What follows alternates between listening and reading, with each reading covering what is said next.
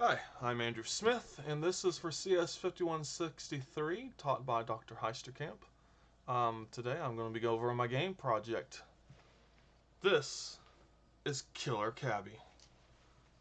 I have this loaded on my CSX server, so it is playable from the web. Here we have the intro menu screen. This game is obviously built in Unity. It is using prefabs provided by the low polygon company that made a lot of the tutorials in Unity. But the levels are designed by me, using ideas and stuff from the low polygon Apocalypse asset pack. Obviously, it is only about a block, but we can drive around in our little taxi here, interact with users. Right now, I have all three for those who have an option. Here we have Punky Brewster. Hey, you! Yeah, you, I need a ride to the other side of the prototype already. Can you take me there or not? Ideally, if you were to say yes and accept the cash reward for the taxi fare, they would say, yeah, great, I'll give you $50 for your trouble. And if you said no, they would have a comeback, and then they would start into a battle sequence. I was unable to complete in this prototype, but that is the idea. The dialogue manager is a reusable manager that I created for each of my NPCs, and we'll get more into that when I get to the code. But here's a bug where it takes a little bit to get momentum going on the entrance velocity, but it does go. There is coins being collectibles as well, and that is managed, as you can see at the top of the screen. Here's another NPC. They only have one dialogue. They do not want to ride. They're basically telling you to get away from them. All the NPCs actually have unique dialogue. Here is some more. As you see, I have some velocity issues. It's not pausing when they enter dialogue on the car's momentum. That is something I have made a bug note on, but has not been fixed yet. This is definitely something I've had fun doing, so I do plan to continue working on it after the semester. And part of my master's, I did want to incorporate machine learning algorithm into it. But did not have time to do that. Just did the research, which I'll get into more after the demo here, which this will probably be a good time. All right. So previously mentioned, I have a Trilio board where I've been keeping track of what I've accomplished and the various aspects of the game itself.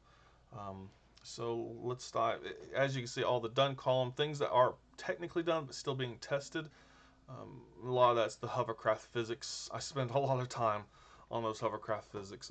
Thanks Dr. Heisterkamp for providing some tutorials to kind of guide me in the physics direction. It's not perfected. As you see, there's a lot of bounciness I still need to work out, and that's a lot of it's just manipulating certain variables until I find the right pattern I like. I did create an audio controller to play random music. As you heard, there was a song there. There are only 2 songs right now. Each song is a unique song developed by a music student that I reached out to. So those are unique to this game. So I'm pretty happy with that. They actually got some other things they're working on. One thing I really hoped we'd have in time is, I've been writing some scripts, and they've been working on some as well, but to have some kind of banter with some DJs. Unfortunately, due to time constraints, neither of us could get that accomplished before the end of the semester. But that's definitely there, and that's why I made the radio controller the way I did, to easily pop in audio tracks and do it randomly. I do plan to incorporate radio controls as well, so they can skip and stop, and that's easy to do the way I set up the controller. The dialogue manager, I'm pretty happy with it. One of the biggest things I haven't figured out yet is the yes and no functions. Properly branching that to more complex. I don't know if the way I went about it is the easiest way to do it. So hopefully I won't have to abandon my code. I'm pretty happy with what I made, but there may be better solutions, obviously. So in regards to the ML research, what I was wanting to do is create a way for an indie developer to have dialogue generated based on character attributes. What I mean by that is, like, if you're coming up across the punk female in the game, you know, have attributes that say snarky, female, attitude, feed those into a generator with the idea of asking to go somewhere, and then um, you know, the text generator randomly generate dialogue, and it doesn't even have to be perfect, right? It can be off as long as it's humorous, um, and then that dialogue feed into the game, visible by the user, and then hopefully be able to either. Originally, I was hoping to do it in real time, but I see that a lot of the generators take too long for that. So, and then I was thinking maybe we could do it at the scene, but ultimately, we could have it just generate a file, and then that way the developer can curate the dialogue they like the most without having to write thousands of lines of dialogue. Um, they can accept what they want into the actual game dialogue, and those be added to the NPCs. I was originally looking at GPT-2 because that's the open source solution by OpenAI, but I've been leaning more towards Bloom, which is on Hugging Face, that data model. It was trained with foreign languages more so, so I like the ability that it can generate English text, but also allows indie developers to expand their dialogue beyond their own language. So, developer wouldn't have to pay a lot of money to have their game translated. The dialogue could be generated in the language that they wanted to move it to. And then I also wanted the synthesizer. I was kind of looking at various ones of those, and I haven't really found one that would be good to incorporate, but mainly focusing on the data models at this point. So that's to be continued on into my creative component after this semester. So then we have many things that I want to do. This backlog of bugs is going to continue to grow. What you saw is just one scene within the game, um, and that being for the purposes. Well, here we can see the canvas, which I almost wish they'd make this like a different module instead of the way it's incorporated into the environment. But yeah, it is what it is. But yes, I have my mini map, which was created. Basically, a secondary camera constrained high above the field of view that follows the player, and it has, some of the geometry turned off because that's not necessary for this type of camera. Um, and yeah, the projection type, I should say, orthographic. Um, and yeah, there's just a little border there to give it that little sticking out a little bit. So there's a black border there. Pretty easy to do there. I do like different fonts, so I found fonts available that were free and open source that I liked and incorporated them into my speed, RPM, and dollar there as well. The dialogue system, which I'm pretty proud of, is just a dialogue box with an avatar, name, and message. Now, what I did is each profile pic, I literally just did this very manually. Let me get into my scene here. I would just literally go up to each avatar, go up by them. I removed the clouds. I hid them from view, um, and then just took my screenshot. So keep it simple, right? Then so that would become the screenshot, which then becomes the avatar profile that's loaded upon interaction with the user. Each of these were originally prefabs that I took. These characters, these prefabs I took from the um, package provided by that company. It's down here somewhere, Synth Studios.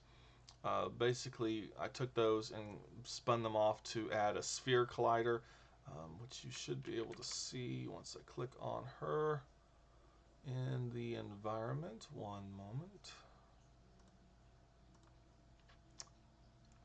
So I just made a big interactable collider here so that when the car gets near enough, that will just trigger the event. What I plan to do is add an avatar for ones that want to be picked up, have a waving, waving down or a thumb out. I haven't decided which would be easier. It's easier to wave, but it'd be cool to have their hand out like they're trying to go hitchhiking. Um, but that's the goal, is to animate them for those that want to be picked up, and those that don't have a more aggressive stance. I would also like to probably add some basic AI of them walking across on the sidewalks. I was looking at some pathfinding stuff, um, but I didn't have enough time to find a solution that I liked for this project. Um, in the meantime, I just continued with the dialogue. So each dialogue consists of an avatar element, a name element, and a message element. And when we look at like the punk female, we can see the dialogue script. Dialogue trigger. The dialogue manager is actually attached to the dialogue box. This one actually controls all those extra elements. But the actual trigger is attached to each individual, and it provides elements. Now I put in here the ability to add different actors, because my idea is in the future, when the user creates a profile, they'll also create their own character that they want to be within this world, and then I can actually include them as an actor in the dialogue, so there can be some back and forth scripting there.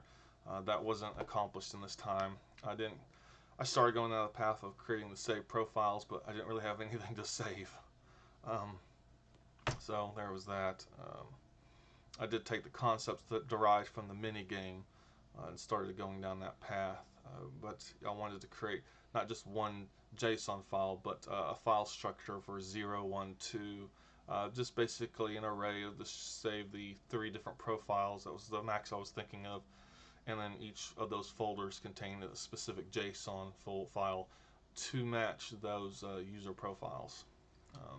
So the structure's there. I just haven't really fleshed it out further, as I needed to get this prototype further along in order to actually say something.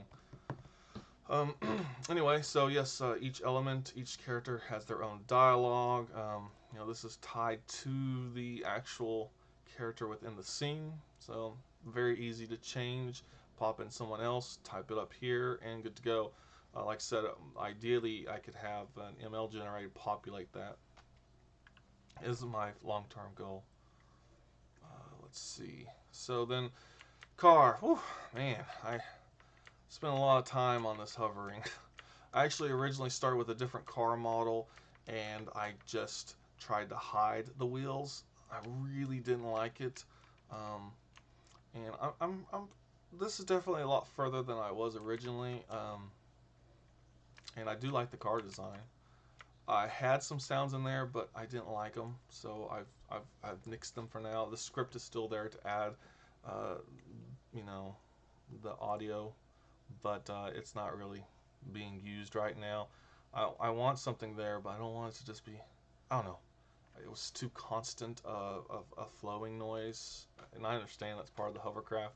I just need to find a happy medium. I'll probably just turn the volume down, but I just nixed it for this demo. I have a lot of audio sources in demonstrating this, so I didn't think it was necessary.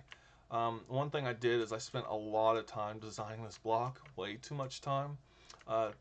Taking ideas and concepts from the company that made it and just playing around. I really love the way the editor allows it to easily design stuff. So, I just took a bike, laid it down on its side, add extra garbage there. There are some things, I added mesh colliders to almost everything, but I also removed them from a few, like the stop sign. I could have just removed the stop sign, but I decided to remove its mesh because it was causing an issue. One of the things is when I was creating the hovercraft speed, I got it up to 60 miles per hour as the speed limiter, and it works great going fast. What I didn't think about is once I started adding clutter.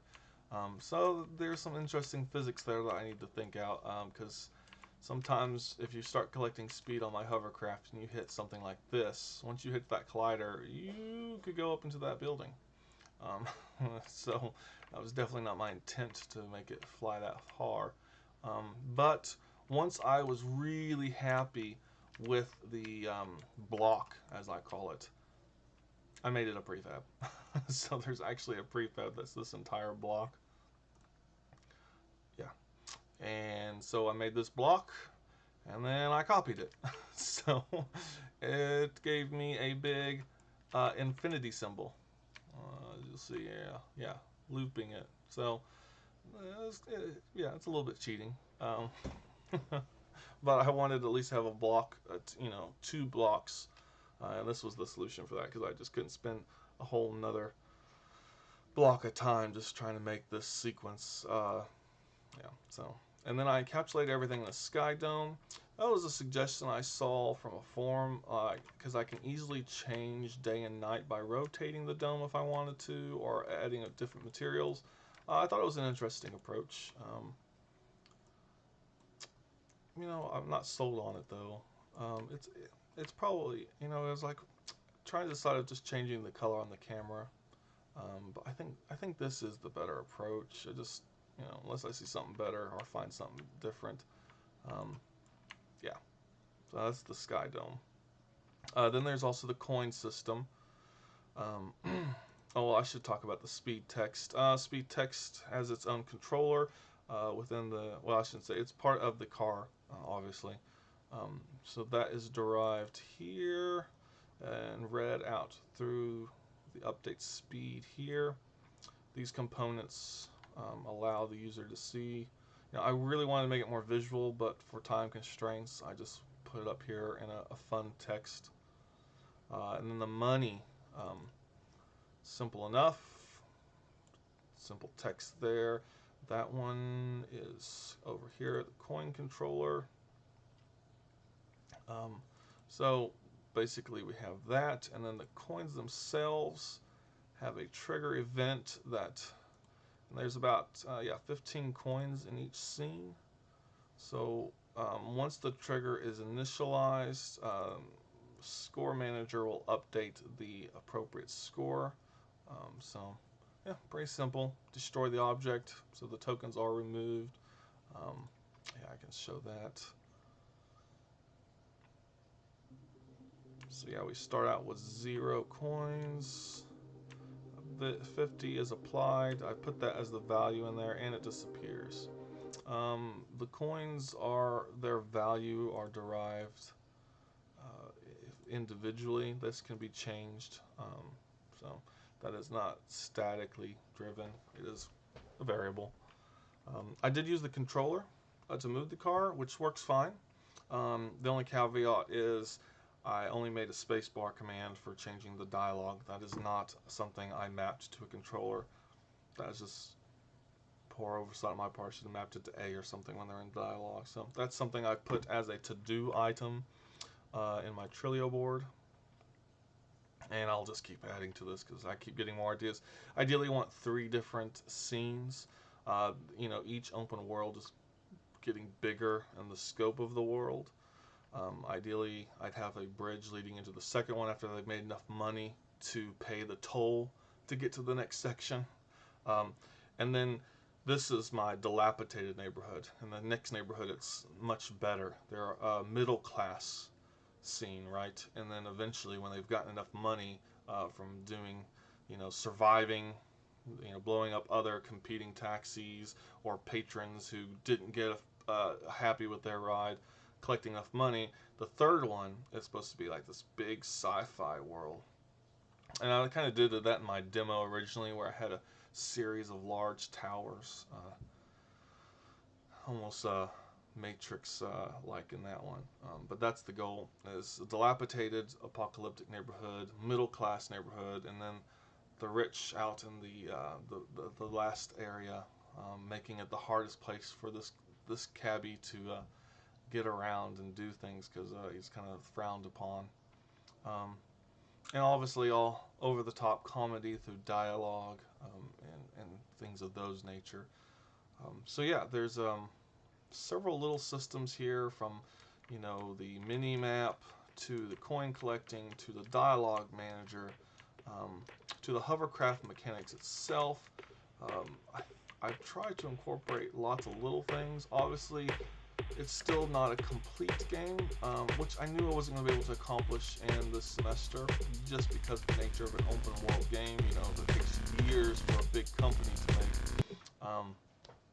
But getting these little components mapped out properly allows me to expand upon it after the semester, and maybe in a couple years I'll actually have something that's playable and fun. And if I do, I'll have to share it with you. But that's I think covers everything. There may be smaller things. Oh, the audio. I did forget about that. There is an audio controller here. I mentioned it, and I just wanted to share where that is being stored at. It's not there. That's where I wanted to go. I wanted to show within the actual game. Let's see. All right, yeah. So on the hovercraft, because I made it the audio controller. Right now I only have the 2 songs, so it's going to pick up either element 0 or 1 in the array and start playing one of those. But it's easy to just continuously drop those. Like I said, I would like to have some more songs and some banter with DJs in there and fake commercials. I've scripted out some. I even bought a really expensive Rode microphone so I can actually make some studio quality audio. That's fun. I just haven't. I just got the mic in a couple days ago, so I didn't have time to get it recorded before this was due. But that's something to look forward to in the future update. So lots of ideas. I really enjoyed working with the engine. I can see why so many games are coming out. Of various quality, obviously, because you can throw something together quickly, and you can use free assets to do so. But to make a good game takes a long time. But the engine is definitely robust and what it can do. So, but that basically concludes this discussion. I hope you enjoyed. Thank you.